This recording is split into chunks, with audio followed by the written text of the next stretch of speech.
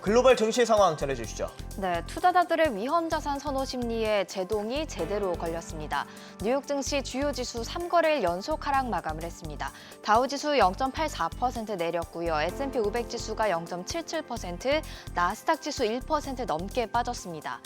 세계 시총 1위 애플도 힘을 못 내고 있습니다. 이날 1.46% 하락했는데요. 메가캡 중에서나 다우지수 편입 종목 중에서나 지금까지 8월 성적이 제일 안 좋습니다. 이대로라면 3주 연속 하락세를 기록하게 되고 월간 기준 7개월 상승세도 막을 내리게 됩니다. 그런데 이때 시티는 아이폰 15 출시 전에 매수를 하라고 추천을 했습니다. 목표 주가로는 $240를 제시했는데요. 목요일장 종가 기준 38%의 상승 여력이 있다는 뜻입니다. 마이크로소프트 1.1% 하락했고요. 알파벳 오랜만에 상승세 보였습니다. 1% 넘게 올랐고요. 아마존과 엔비디아 각각 0.81%, 0.33% 내렸습니다. 버크셔 해서웨이가 0.31% 하락으로 거래를 마쳤고요. 메타와 테슬라가 계속해서 큰 하락률을 이어갑니다. 메타 3.1%, 테슬라 2.8% 하락했습니다. 일라이릴리도 시장 흐름을 따라가면서 차익 실현 매물이 나왔죠. 1.57% 내렸고요. 비자 0.8% 약세로 거래를 마쳤습니다. 목요일장에서 살아남은 종목이 있다면 시스코 시스템즈입니다. 3.34% 상승률을 기록하면서 쨍한 초록색을 띄었습니다. 예상에 못 미치는 가이던스를 발표했지만 2분기 실적만큼은 기대 이상인 덕분에 이렇게 상승세를 보였습니다. 헬스케어주 중에서는 화이자도 좋았습니다. 3% 가까이 오르면서 강세를 보였고요.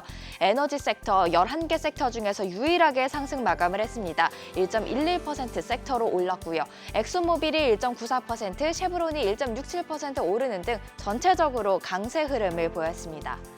강달러가 주춤하고 중국 인민은행이 부동산 시장과 경제 전반을 끌어올리기 위한 방안들을 고민하는 것으로 알려지면서 유가가 올랐기 때문에 에너지 섹터 훈풍을 받은 건데요. 국제 유가 보실까요? WTI가 1.27% 오르면서 배럴당 $80 선을 회복했고요. 브렌트유 0.44% 오름세를 보이면서 $83 선에서 거래가 됐습니다. 하지만 지도 다시 보시면 전반적으로 붉은색, 하락 기운이 가득한 하루였는데 투자자들이 주식보다는 국채를 찾았기 때문입니다. 2년물 국채금리 함께 보시죠.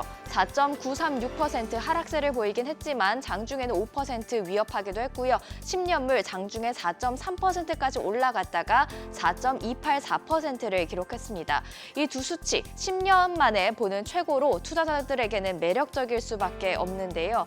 이날 국채금리가 이렇게 올랐던 이유는 전날 공개된 7월 연방공개시장위원회 FOMC 의사록을 통해서 기준금리가 더 오를 수도 있겠다라고 생각을 했기 때문입니다. 연준 위원들은 인플레이션이 다시 고조될 수 있었음을 걱정하고 있다는 것, 이 의사록을 통해서 알 수가 있었죠. 이날 발표된 신규 주간 실업보험 청구 건수를 보니까 23만 9천 건으로 전주 대비 11,000건 감소하는 모습 보이기도 했습니다. 3주 만에 감소세였습니다. 이처럼 노동시장 계속해서 강한 모습 보여주고 있고요. 필라델피아 연운의 제조업 지수는 7월 마이너스 13.5에서 8월에는 12로 반등을 했습니다. 예상치가 마이너스 10이었는데 훨씬 더 좋게 서프라이즈 수치가 나왔죠. 또 플러스로 전환한 건 지난해 8월 이후 처음이었는데요. 경기 확장을 예고하는 느낌이었습니다. 1970년대와 같은 실수를 반복하고 싶지 않은 연준 입장에선 이렇게 강한 지표들이 연달아서 나오다 보니 인플레이션 리스크가 남아있겠다고 걱정할 만한 것이죠. 전문가들 또한 9월은 기준금리가 동결되더라도 올해 금리 인상이 남아있을 수 있다 이런 주장을 계속해서 이어가고 있는데요. 기준금리 정점에 대한 전망이 바뀐다면 투자금이 계속해서 주식시장에서 국채로 이동할 수도 있겠습니다. 유럽 주요국 증시에도 긴축 경계령이 떨어졌습니다. 부진한 기업 실적까지 겹치면서 주요 지수 하락 마감을 했고요. 아시아 증시 혼조세로 마감을 했습니다. 니케이 225 지수는 두 달 반 만에 최저치로 하락한 가운데 상해 종합지수 0.43% 소폭 반등에 성공을 했는데요. 중국 경기 전망에 먹구름이 거친 건 아니지만 4거래일 연속 하락한 만큼 이 반발 매수세가 유입됐다는 분석입니다. 비트코인은 현재 오전 7시 기준 3,690만 원대까지 하락을 했습니다. 인플레이션 경고에 계속해서 하락하고 있는 비트코인이고요.